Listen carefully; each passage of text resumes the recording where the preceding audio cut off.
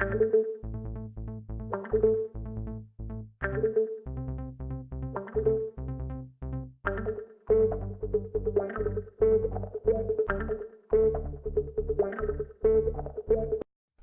all, Nakey here. Today I'm making this bore water in use sign for a mate of mine. If you have bore water in Sydney, it's a good idea to have one of these.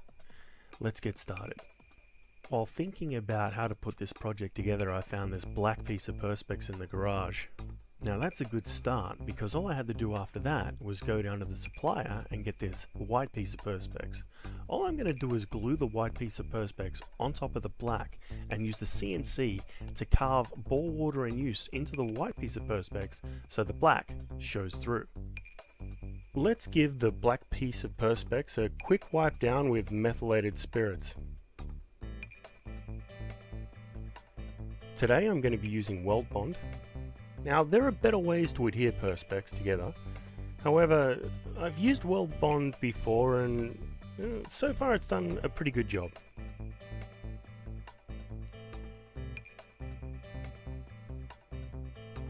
We're just gonna get a nice even coating, and now we can put the white piece of Perspex onto the black to adhere.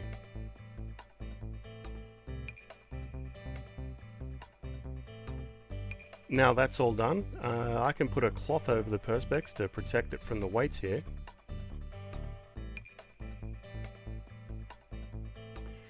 Great! Well, I can leave this overnight, and now it's time to do some CAD work. So it's on to ArtCam. We're going to start a new model. Now the Perspex is about 290 millimeters by 270 millimeters, so we'll set our model the same size. Onto the text. Now I chose Seagull here because it gives pretty clear lettering, and the spaces in between the letters, so like the middle of the A and the middle of the O, are pretty large and well defined. The machine won't have any problems carving them out. We're going to stand the wording on top of each other. I think that's a pretty good result. So now all we have to do is center it. The best way to center it in this program, I found, is to create a square. So that's what we're going to do now. And we're going to make the square the exact same size as the model itself. So basically it'll outline the model. Makes it easy to align as well.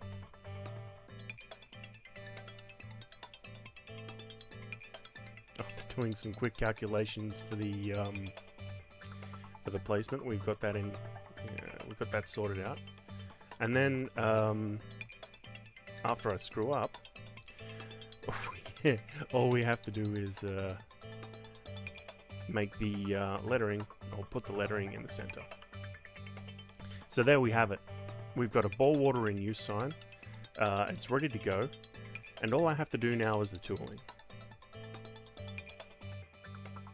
We're going to be using an area clearance program. It'll just cut out all the centers of the lettering. Now remember that the white piece of Perspex is 2 millimeters thick, so if we have a finishing depth of 2.2 millimeters, I'm pretty sure the black will show through.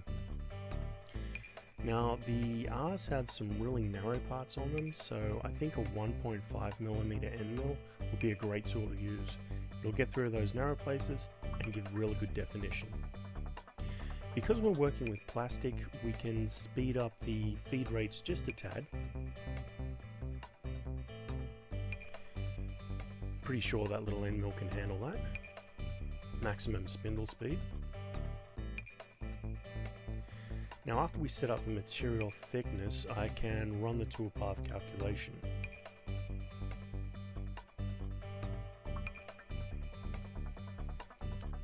Toolpathing done, we'll be able to now run a simulation.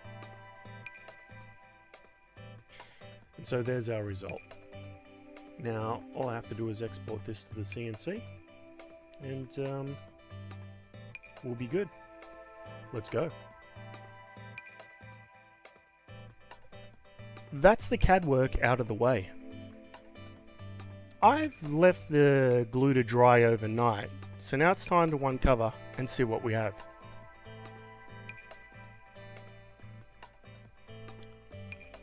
At this point in time, I'm fairly happy with the result, so I'm going to strap this into the CNC and prepare the work for cutting.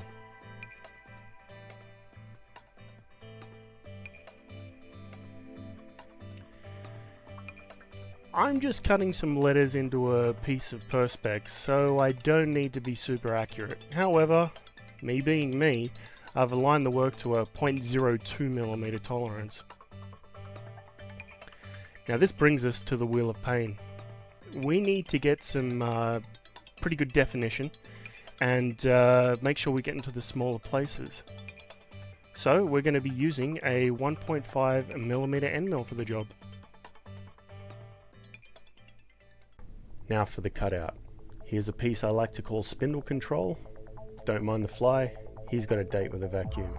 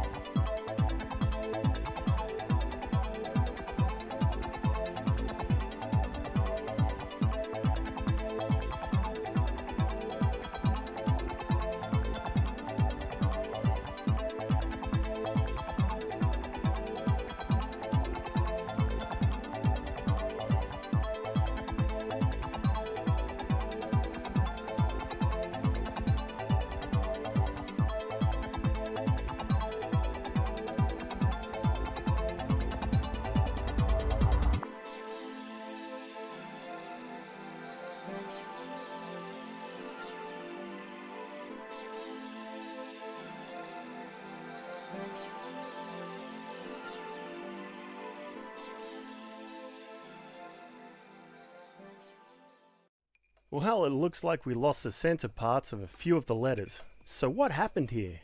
Well, the glue around the outside dried first, creating a seal, and prevented the center from drying properly. As a result, when the center parts were cut out, they popped off. But I saved them and put them aside. This is a simple fix. All I need to do is finish up the center pieces with some sandpaper and glue them back in. We'll need to clean up the inside of the job as well, which will take no time. So that's the inner part of the lettering put back in place. and I gotta say, I think this ball water sign's looking pretty good. I just used some super glue to put the little parts of the lettering back. So now we need to put this ball water sign on the inside of a window, and the easiest way to do that is to use these suction cups. I got them at a hardware store. Basically they're a suction cup and they've got a little hook on the back. So how to mount them? We're going to drill a hole in the top here and here and put the hooks in place.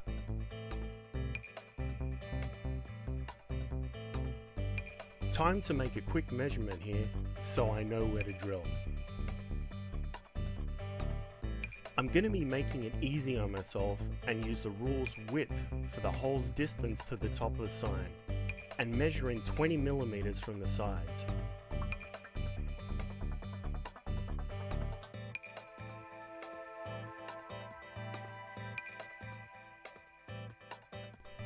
Let's get out the Bosch and start by making some pilot holes with a 2 millimeter bit.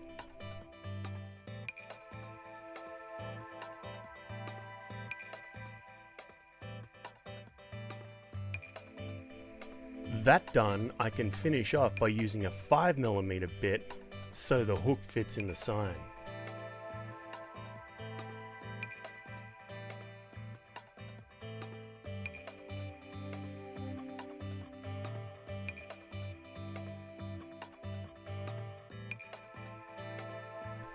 So there we have it. The hook has a good snug fit.